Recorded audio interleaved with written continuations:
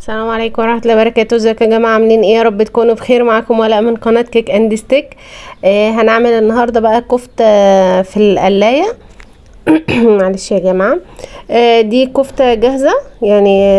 انا جايباها جاهزة متبلة وكل حاجة، فقلت هجربها معاكم هشوف هتاخد وقت قد ايه. تمام.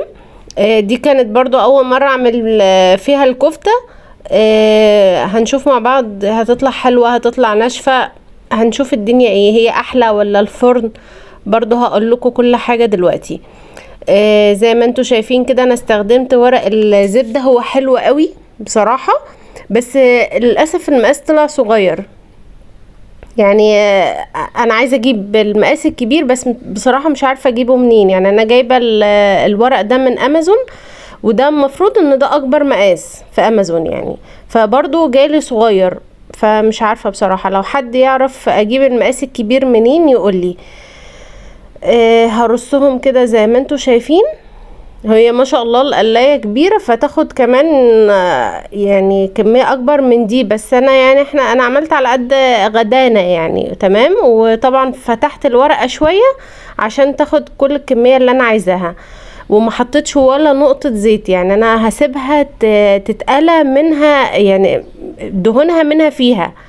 فانا هعمل ايه بقى؟ هختار البرنامج اللي هو المانوال، وهختار درجة حرارة 210 دقايق. هي الكفتة ما بتحتاجش نار هادية عشان ما تجلدش معاكم يعني. حتى لو بتعملوها في الفرن خليها على نار عالية عشان ما تنشفش معاكم وتبقى لحمها طري. هنا بعد 5 دقايق بسم الله ما شاء الله لقيتها ادت لون معايا، فهقلبها على الجنب التاني. لو انا مش حاطه ورق الزبده مش هقلبها، بس هو بصراحه ورق الزبده بينضف لي القلايه. انا بغسلها برضو، بس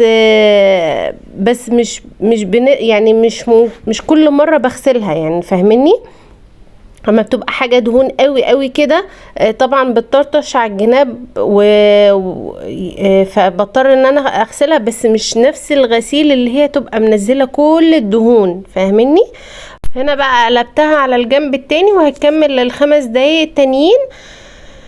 بصوا زي ما انتوا هتشوفوا كده ما شاء الله ما شاء الله جميله جدا، ونزلت كل الدهون اللي فيها وهي اتحمرت منها فيها. فلا بصراحه حلوه قوي حلوة قوي بجد، وطعمها حلو قوي وطرية، وما اخدتش الا 10 دقايق بالظبط يعني، اسرع كمان من الفرن واحلى من الفرن. وكمان ممكن تعملوا ايه لو في فحم، يعني ولعوا حتة فحم حطوا يعني بين الفحم بين الكفتة وغطوها، هتديكوا ريحة الفحم. بس هي بصراحة بصوا كمية الدهون اللي نازلة فيها.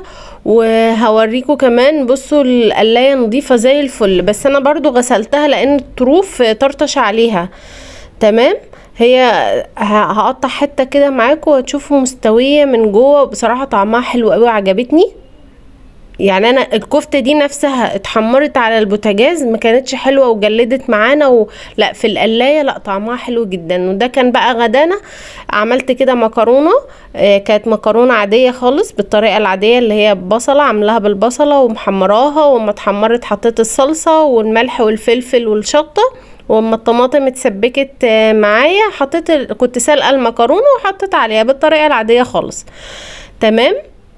هحط بقى الكفتة كده. انا حبيت اظبط بقى الدنيا واخليها شكلها لطيف كده، ولو في حباش بقى طبعا حطوها تحتها تبقى برضو حلوة. هنا كنت محمرة بطاطس في القلاية برضو، انا عملتها معاكم قبل كده، هسيب لكم اللينك بتاعها في اول كومنت مثبت، خشوا شوفوه. بس انا قلت بقى ايه يعني اظبط التظابيط يعني. هما زي ما بيقولوا العين بتاكل قبل البطن. بس كده يا جماعة، قولوا لي بقى رأيكم ايه، وبتستفادوا من فيديوهات القلاية واللي جاب القلاية، لان ناس كتيرة جدا سألتني عليها. قولوا لي رأيكم ايه فيها وجربتوا ايه فيها وعايزين نجرب معاكم ايه تاني. قولوا لي في الكومنتات ونجرب كده مع بعض ان شاء الله. واللي عايز فيديو القلاية وانا بغسلها تنظيف القلاية يقول لي في الكومنتات، ولو لقيت فيديو لايكات كتير هنزل الفيديو معاكم ان شاء الله. وده كان غدانا النهارده، ودي كانت تجربتي في القلايه النهارده. يا رب يكون الفيديو عجبكم وابقى خفيفه عليكم وقدرت افيدكم لو بحاجه بسيطه. ما تنسوش تشتركوا في القناه واشوفكم في فيديو جديد. مع السلامه.